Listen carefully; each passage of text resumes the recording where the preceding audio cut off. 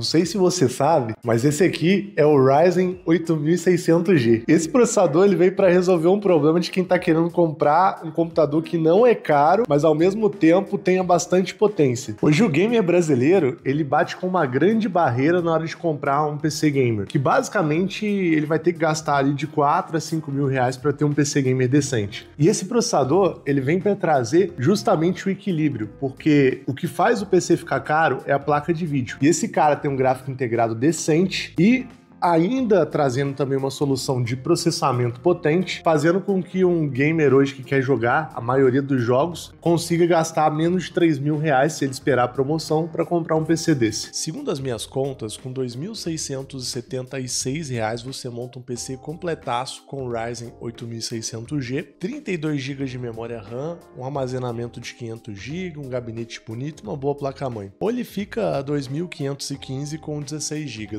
o que é uma diferença de valor pequena, por exemplo, caso eu monte um PC aqui com o Ryzen 7 5700X, que tem um desempenho similar, 32 GB de memória RAM DDR4 e uma placa de vídeo RX 580. Acho que não há nada melhor para a gente entender como esse carinha funciona do que ver na prática ele rodando os jogos e atuando, né, como um PC sem uma placa de vídeo, como você pode ver. E aqui eu estou jogando o meu Red Dead Redemption 2 numa boa com esse PC. Os gráficos são muito bonitos, porém estão no mínimo em Full HD. E se a gente notar, se a gente reparar ali, né, com um carinho mais adequado, a gente pode ver que o jogo fica rodando ali no mínimo Full HD na faixa de uns 44 FPS. Ah, Fafá, mas você acabou de falar que ele vai ter um desempenho similar a uma placa de vídeo RX 580, 1650 sem a gente precisar da placa em si, né? Mas a grande realidade é que depende do jogo, né, gente? Então já tô mostrando isso logo de cara para que você entenda que sim, em algumas situações, talvez uma placa de vídeo dedicada, com memória de vídeo dedicada, especialmente para jogar, vai ter sim uma performance melhor. Bom, a gente estava vendo um jogo mais antigo, que é o Red Dead Redemption 2, mas agora a gente pode verificar um jogo um pouco mais atual, que é o The Last of Us. Coloquei ele no gráfico muito baixo, porque por padrão mesmo, já é esperado, né, a gente rodar os jogos no baixo. E aqui a gente tem mais recursos da nova geração da AMD que a gente pode utilizar. Dentre esses recursos, a geração de quadro com inteligência artificial e o FSR 3.1, que é aquele upscale com IA, né? A gente renderiza o jogo em 640 por 360, por exemplo, no modo desempenho, ele vai entregar para nós uma resolução em 1080p.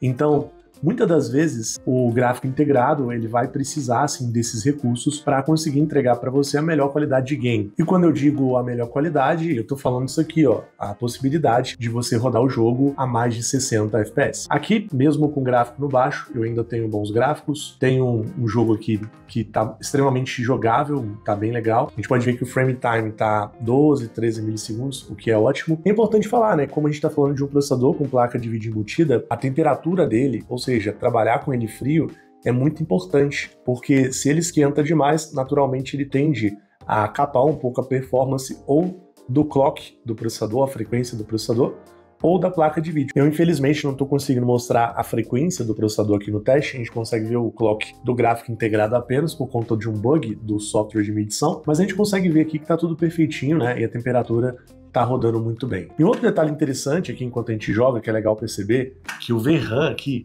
é o nível de memória que o processador está utilizando, tá? Nesse caso, ele cata da memória RAM. Então a gente tem aqui uns 4 GB quase, né, de memória RAM sendo utilizada para jogar e 26 GB de RAM no total sendo utilizado, né? Então olha só, a gente está usando muita memória RAM, então não sei se eu recomendaria, às vezes, usar só 16 GB de RAM para muitos jogos novos, cara. Isso é louco, né, velho? Agora a gente pode conferir aqui o Cyberpunk 2077 também. Coloquei no preset baixo, algumas coisas acabam ficando no médio. A resolução tá 1920 por 1080p. O Fidelity Effect Super Resolution tá no modo desempenho. E eu vou ligar a geração de quadros por IA, porque vai ajudar bastante, né? Ainda mais que a gente tá com um hardware bem simplão. Pediu aqui para reiniciar o jogo. Inclusive, uma curiosidade sobre o 8600G e todos os outros processadores com gráfico integrado da plataforma M5 é que você vai poder utilizar eles em conjunto depois com a sua placa de vídeo. Caso você venha, por exemplo, a instalar uma placa de vídeo aqui, configura na BIOS da placa-mãe a possibilidade do gráfico integrado ajudar um pouco ela na performance, e realmente faz uma diferença. E tá aí nosso Cyberpunk rodando com todos os recursos a 84, 86 FPS mais ou menos. A gente pode ver uns bugs, né, porque a gente ligou o frame gen, Então as luzes aqui estão um pouquinho quadradas e tudo mais, mas não deixa de ser o Cyberpunk, né? E outra coisa que a gente pode notar aqui também é que o nível de utilização do processador em si, que é o poder de processamento, não chega no 100%, porque o gráfico integrado dele bate o limite bem antes, né? Então é natural que você não consiga extrair toda a performance que o processador teria se ele não tivesse só usando o gráfico integrado. Ainda assim, né, meus amigos, outra situação aqui em que realmente dá para fazer um milagrezão com um gráfico integrado simplão aí, entre aspas, né? Simplão não, porque isso daqui é evolução tecnológica. Mas agora, meus amigos, uma coisa que eu tô curioso aqui é para ver como o Alan Wake 2 vai rodar nesse caso aqui. O Alan Wake 2 é um jogo, por exemplo, que não executa numa RX 580. E aqui, olha só, como a gente está usando o gráfico integrado, ele acho que nem vai executar, hein, cara? Olha só, tá falando aqui que o negócio tá ruim, ó, porque não tem memória suficiente. Mas vamos dar um ok aqui e vamos ver se vai. Bom, e aqui eu baixei tudo que eu podia baixar de gráfico, porque eu sei que o jogo é enjoado pra dedéu. Se executar, meu filho, se pelo menos der pra andar com o bichinho aqui, a gente já tá no lucro. E, cara, a gente tá aqui no início do jogo, e ele roda, cara, no gráfico integrado lá, 40 e poucos FPS, 50.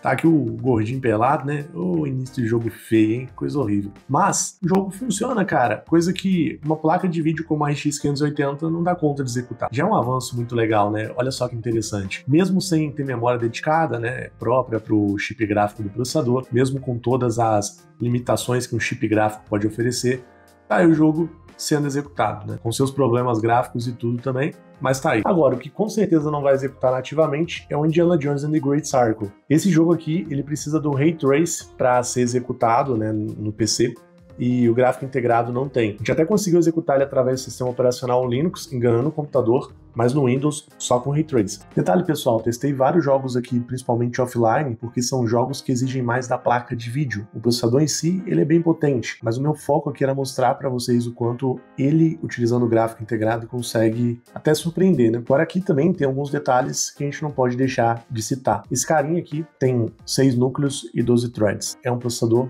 intermediário. O clock padrão dele é de 4.3 GHz e ele tem uma tecnologia que chama Precision Boost, que vai elevar a frequência dele para até 5 GHz, o que é uma frequência muito alta para cada núcleo, tá? Para você também ter mais desempenho com ele, é importante você ter pelo menos 2 memórias RAM no PC. Eu tenho 2 de 16 aqui. E aqui, estressando ele, a gente pode ter uma ideia da pontuação dele, né? Do quanto ele é poderoso no CPU-Z mesmo. E aqui a gente pode ver a frequência que ele bate sem overclock, ok? Ele pega aqui 4.7 GHz mais ou menos em cada núcleo. Isso porque o Precision Boost é uma tecnologia que, na verdade, condiciona o clock dele a alguns núcleos. Óbvio que eu posso fazer overclock, aumentar a performance dele, mas se eu estiver usando com o gráfico integrado não vai fazer tanto sentido, porque a gente aumenta muito a temperatura do processador, o que pode fazer eu perder um pouco de desempenho na placa de vídeo interna dele. Então, meus amigos, essa é a minha análise inicial do Ryzen 8600G.